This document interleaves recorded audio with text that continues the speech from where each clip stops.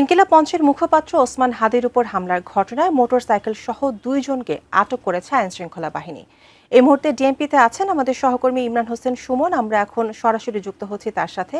সুমন, হাদির উপর গুলির ঘটনায় 2 জনকে চিহ্নিত করা হয়েছে, মোটরসাইকেল আটক করেছে আইনশৃঙ্খলা বাহিনী। তারপরে তো ডিএমপিতে আছেন, ডিএমপি থেকে সর্বশেষ কি তথ্য এই ব্যাপারে আপনার কাছে আছে এই মুহূর্তে?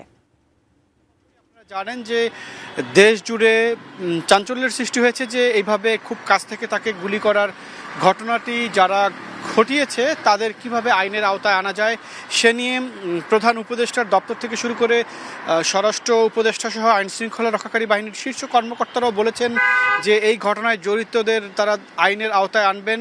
ডিএমপি কমিশনারও বলেছেন অপরাধী যেই হোক তাকে ছাড় দেওয়া হবে না।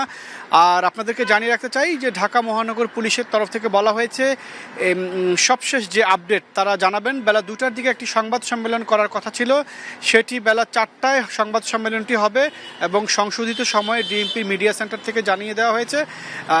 জানিয়ে সংবাদ সম্মেলন করা হবে। কর্মকর্তাদের সঙ্গে কথা বলে যেটি জানা গেছে সেটি হলো এই হামলার ঘটনায় ব্যবহৃত যে মোটরসাইকেলটি ছিল সেই মোটরসাইকেলটি তারা উদ্ধার করতে পেরেছেন এমন একটি আভাস ডিএমপির ঊর্ধ্বতন কর্মকর্তারা দিয়েছেন এবং সেই মোটরসাইকেলটি যাদের কাছে ছিল সেখান থেকে 2 জনকে আটক করা হয়েছে বলে তারা প্রাথমিকভাবে জানিয়েছেন।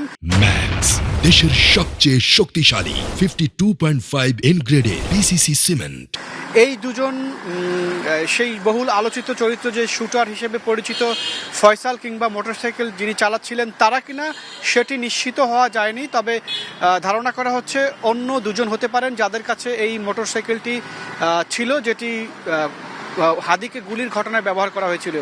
এর আগে আপনারা জানেন যে র্যাবের পক্ষ থেকে এই মোটরসাইকেলটি যার নামে নিবন্ধন করা, যিনি এই মোটরসাইকেলের মালিক আব্দুল হান্নান, তাকেও গ্রেপ্তার করা হয়েছে র্যাবের তরফ থেকে এবং তাকে পল্টন থানায় দেওয়া হয়েছে। তো বিকেল 4টায় যখন সংবাদ সম্মেলনটি করা হবে, ঢাকা মহানগর পুলিশের ক্রাইম অ্যান্ড অফিসের অতিরিক্ত কমিশনার নজরুল ইসলাম তিনি সংবাদ সম্মেলন করবেন, সেখানে বিস্তারিত জানানো হবে। তবে ইতিমধ্যেই যেটি বিভিন্ন কর্মকর্তাদের বরাত দিয়ে জানা গেছে যে 2 জনকে তারা মোটরসাইকেল সহ আটক করেছেন এবং সেই 2 জন ঢাকার বাইরে থেকে তাদেরকে আটক করা হয়েছে একটি জেলা থেকে।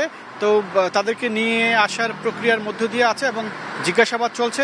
মোটরসাইকেলটি তাদের কাছে কিভাবে গেল সেই বিষয়টি জানানো হচ্ছে এবং পরবর্তীতে যখন সংবাদ সম্মেলন হবে সে বিষয়ে বিস্তারিত জানিয়ে দেওয়া হবে। এই ছিল ওসমান হাদির উপর হামলার ঘটনার সবশেষ অবস্থা।